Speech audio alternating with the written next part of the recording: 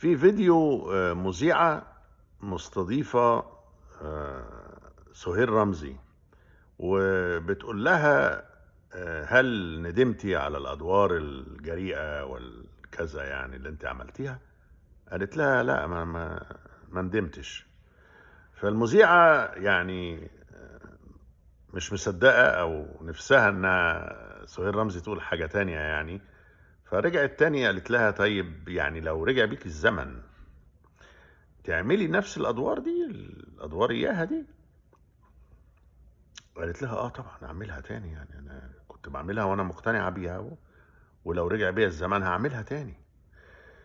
فالمذيعه زي ما تكون نفسها ان سهير رمزي تنافق وتقول الكلام اللي بيتقال ده، اللي هو لا طبعا انا ندمان وانا يعني تبت وهت